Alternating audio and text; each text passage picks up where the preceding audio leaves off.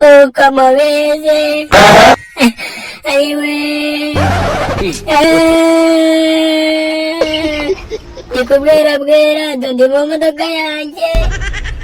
ariko ibintu biriho nanjye byancanze mana we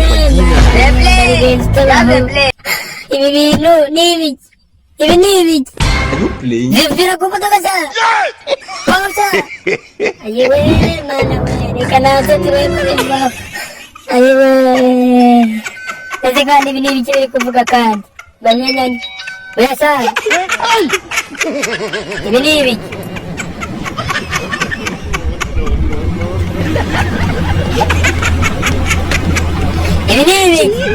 ibi ni ibiki